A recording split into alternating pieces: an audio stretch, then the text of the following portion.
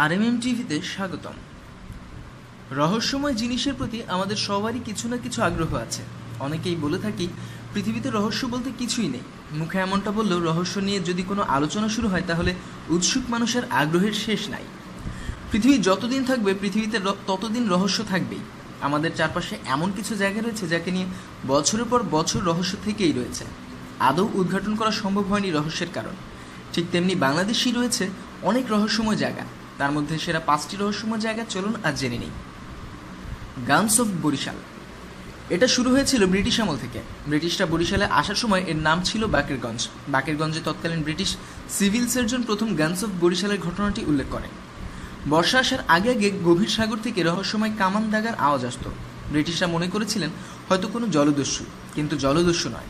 অনেক খোঁজাখুঁজির পরও খুঁজে পাননি কাউকে। যেসব বিকট শব্দ শোনা যেত তার সাথে ঢেউয়ের শব্দের চেয়ে কামানের গোলার দাগার শব্দের সাথে বেশি মিল ছিল।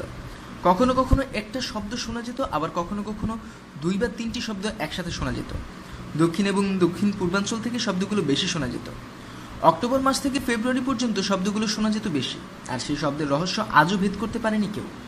এই কামান দাগা সম্পর্কে আমাদের জনপ্রিয় কবি সুফিয়া আর তার আত্মজীবনীতে লিখেছিলেন এই ধরনের রহস্যময় কথা। তিনি তার মুরব্বীদের কাছ থেকে শুনেছিলেন এর রহস্য।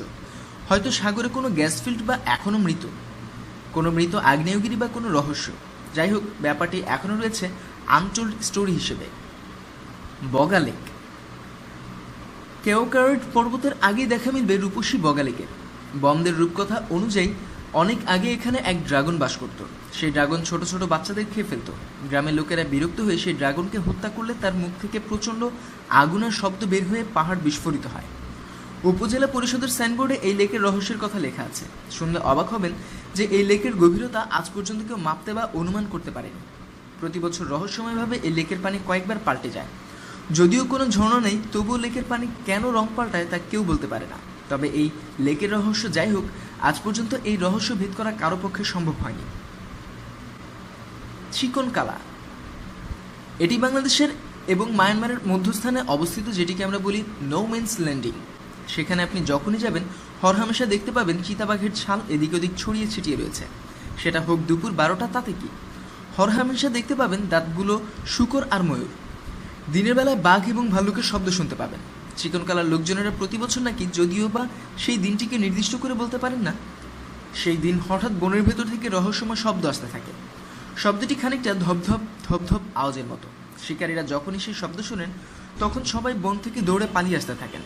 কিন্তু প্রতি বছরই কিছু হতভাগা মানুষ পিছনে পড়ে যায়, আর একেবারে যারা পেছনে পড়ে যায় তারা আর কোনোদিন ফিরে আসে না। কয়েকদিন পর বনের মধ্যে তাদের মৃতদেহ খুঁজে পাওয়া যায়। শরীরে আঘাতের কোনো চিহ্ন পাওয়া যায় না, শুধু পাওয়া যায় ছাপ। তবে এর রহস্য কি তা আজও কেউ জানে না। Swatch of no ground. মেঘনা নদী যেখানে সাগরে মিশেছে সেই জায়গাটিকে বলা হয় সোয়াচ অফ নো গ্রাউন্ড বা অতলস্পর্শী। বহু বছর আগে ব্রিটিশরা এই নামটি দিয়ে যান। এর কারণ হচ্ছে এটি যেখানে সাগরে মিশেছে সেখানে হঠাৎ করে নাকি গভীরতা অনেক বেড়ে গেছে। ব্রিটিশদের ধারণা সমুদ্রের এই তলের কোনো তল নাই, তাই এই নামকরণ। এটিকে স্থানীয়রা বলেন নাইবাম। জায়গাটা মারিয়ানা ট্রেঞ্চের মতো। অনেকে এটিকে বিশ্বের 2য় বৃহত্তম খাত বলে উল্লেখ করে থাকে। এটি আজ থেকে প্রায় 1,25,000 বছর পূর্বে তৈরি হয়েছিল বলে ধারণা করা হয়। গাঙ্গেয় বদ্বীপ গঠনের পর থেকেই দ্বিতীয়মুখী স্রোতের ঠেলায় তলার মাটি ধীরে ধীরে সরে যাচ্ছে। এখনও এর গভীরতা মাপার কোনো আদৌ সম্ভব হয়নি। কোনোদিন তা সম্ভব হবে কিনা তা কারো জানাও নেই। তবে এই রহস্যই থেকে গেল। লালবাগ কেল্লার সুড়ঙ্গ। মুঘল আমলের তৈরি এই লালবাগ কেল্লা, এটিকে নিয়ে লোকমুখে অনেক কথা প্রচলিত রয়েছে। বিশেষ করে তার মধ্যে বহুল প্রচলিত এবং আলোচিত হচ্ছে লালবাগ কেল্লার সুড়ঙ্গ। জমিদাররা কোনো বিপদ দেখলেই এই সুড়ঙ্গটি দিয়ে দিল্লি পালিয়ে যেতেন। এই সুড়ঙ্গের রহস্য হলো যে একবার এই সুড়ঙ্গে প্রবেশ করে সে আর ফিরে আসে না, বা তাকে আর খুঁজে পাওয়া যায় না। এর কথার পরিপ্রেক্ষিতে কিছু বিদেশি বিজ্ঞানীরা একবার 2টি কুকুর পাঠান, কিন্তু কুকুর দুটি আর ফিরে আসে না। পরবর্তীতে আবার 2টি কুকুরকে কারো কারো মতে 2টি ঘোড়ার গলায় লোহার শিকল বেঁধে পাঠালে শুধু লোহার শিকল ফিরে আসলেও কুকুর বা ঘোড়ার কোনো চিহ্নও খুঁজে পাওয়া যায়নি। অনেকের মতে এর মধ্যে এমন এক প্রকার গ্যাস রয়েছে যার প্রভাবে যে কোনো প্রাণীর হাড় মাংস গলে যায়। আবারও কারো ধারণা এর মধ্যে এমন এক প্রকার শক্তি রয়েছে যার কাছে প্রবেশ করলে কোনো প্রাণীর পক্ষে আর ফিরে আসা সম্ভব নয়।